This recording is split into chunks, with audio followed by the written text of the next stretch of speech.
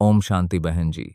आज हम बात करने वाले हैं एक ऐसे विषय पर जो शायद हर किसी के मन में कभी ना कभी आता है। अपना भाग्य कैसे बदलें? यह सवाल हर किसी के मन में होता है और आज हम इसका जवाब खोजेंगे। कर्म की शक्ति, आशीर्वाद की महिमा और सकारात्मक ऊर्जा के माध्यम से। अगर कोई हमारे साथ कुछ बहुत गलत करता है, तो क्या हम उन्हें आशीर्वाद दे सकते हैं? क्या हम उन्हें शुभकामनाएं दे सकते हैं? ओम शांति भाई जी। आशीर्वाद का अर्थ है कि चाहे कोई मेरे साथ गलत कर रहा हो, मैं उस व्यक्ति के प्रति बुरा नहीं सोचूंगा, क्योंकि अब मुझे पता है कि वह व्यक्ति ऐसा क्यों व्यवहार कर रहा है। अब मुझे केवल अपने कर्मों को सुधारना है, खाता बंद नहीं करना है। तो क्या हमें रिश्ते खत्म कर देने चाहिए?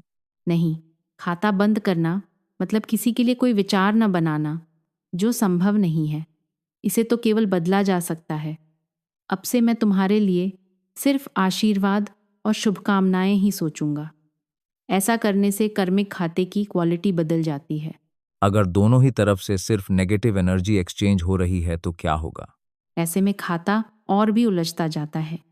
अगर इसी दौरान किसी की मृत्यु हो जाए तो अगली बार मिलते वक्त बिना पहचाने भी नेगेटिव एनर्जी एक्सचेंज होती रहती है। इसलिए कई बार हम किसी से मिलते हैं और अच्छा महसूस नहीं करते। कई बार अपने ही परिवार के लोगों से कनेक्शन नहीं बन पाता, पर कुछ गैर रिश्तेदारों से बहुत अच्छा जुड़ाव हो जाता है। क्यों? क्योंकि पहले कभी हमने उनके साथ सुंदर ऊर्जा का आदान प्रदान किया था। रिश्ता लेबल से नहीं, ऊर्जा की क्वालिटी से बनता है। दिवाली पर गिफ्ट देने का आधार क्या है? अक्सर लोग वही देते हैं जो पिछले साल उन्हें मिला था। लेकिन अगर जान लें कि दिया गया तोहफा लौट कर आएगा, तो वही देंगे जो खुद को पसंद हो। यही कर्म का नियम है, जो देंगे वही वापस मिलेगा। तो हमें जीवन में जो चाहिए वह दूसरों को देना चाहिए। बिल्कुल, चाहे वह खुशी हो, सम्मान, विश्वास या प्यार, जो चाहिए वही देते रहें। जितना देंगे उतना ही पाएंगे। अगर कोई हमारे साथ बुरा करे तो क्या उसके खिलाफ लीगल केस करना चाहिए? जो सही है वो करिए, कानूनी कार्रवाई अलग है, लेकिन भीतर से व्यक्ति के लिए नफरत न रखें। कर्मिक खाता बहुत मजबूत होता है। बाहर जो करना है करें, भीतर से आशीर्वाद दें। अगर किसी से संघर्ष है तो क्या करना चाहिए? हर दिन ध्यान में उस आत्मा को उभर कर उन्हें संदेश दें, वो बीता हुआ था, अब नया खाता शुरू। अब बस प्रेम, सम्मान और आशीर्वाद। इससे सबसे पहले हमारी ऊर्जा शुद्ध होती है और उनकी भी बदल सकती है। अगर कोई हमारे बारे में बुरा सोचता है या बुरी नजर लगाता है तो क्या सच में असर होता है? दूसरों के विचार हमारी किस्मत तय नहीं करते। उनका विचार सिर्फ ऊर्जा के रूप में हम तक पहुंच सकता है। अगर हम डर जाएं या असुरक्षित महसूस करें, तो हमारा ही विचार हमारी किस्मत बनाता है।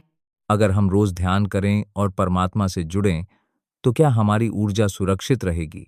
बिल्कुल, तब हमारी सोच शुद्ध रहेगी और हमारा भाग्य सुरक्षित रहेगा, चाहे बाकी लोग हमारे बारे में कुछ भी सोचें।